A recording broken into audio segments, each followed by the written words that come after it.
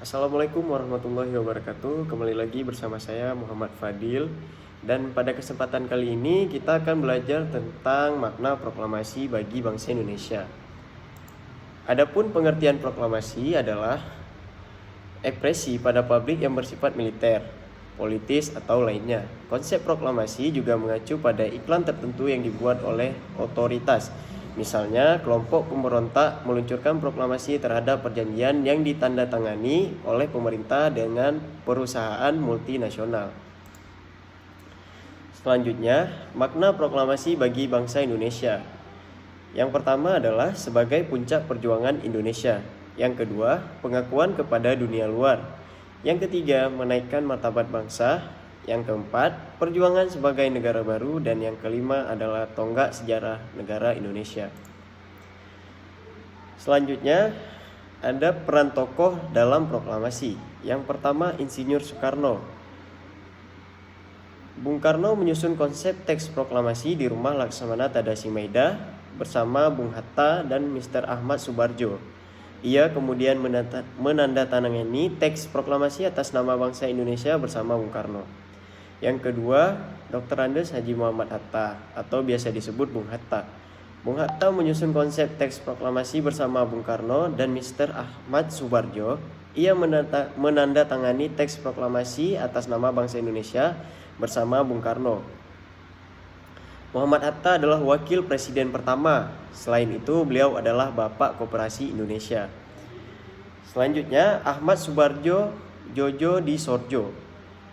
Beliau adalah salah seorang tokoh dari golongan tua yang berperan dalam mempersiapkan proklamasi kemerdekaan Indonesia.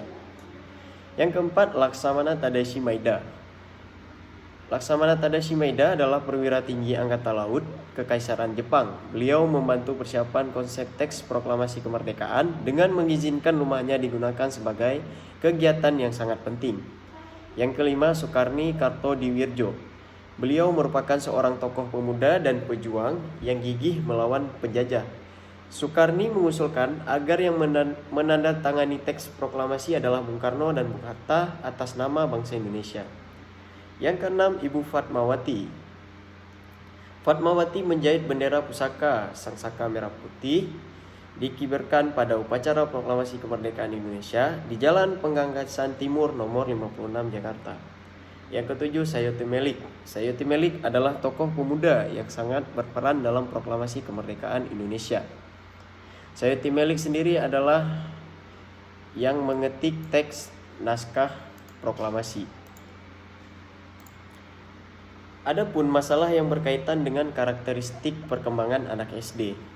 Yang pertama, menanamkan dan mengembangkan kebiasaan dan sikap dalam beriman dan bertakwa kepada Tuhan Yang Maha Esa, contohnya seperti sholat. Dan yang kedua, mengembangkan keterampilan dasar dan membaca, menulis, dan berhitung. Dan yang ketiga, mengembangkan konsep-konsep yang perlu dalam kehidupan sehari-hari.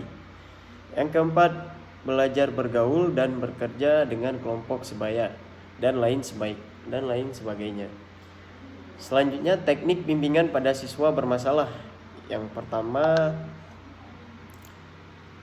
memanfaatkan pembelajaran kelas sebagai wahana untuk bimbingan kelompok. Nah, dalam hal ini guru dapat bekerja sama dengan guru lain di sekolah itu atau guru kelas lain. Yang kedua, memanfaatkan pendekatan-pendekatan kelompok di dalam proses pembelajaran. Dan yang ketiga, mengadakan konferensi kasus dengan melibatkan guru dan orang tua siswa. Yang keempat, menjadikan segi kesehatan mental sebagai salah satu segi evaluasi. Yang kelima, menaruh kepedulian khusus terhadap faktor-faktor psikologis yang perlu dipertimbangkan dalam mengembangkan strategi pembelajaran. Nah, sekian dari saya, lebih dan kurang saya mohon maaf. Assalamualaikum warahmatullahi wabarakatuh.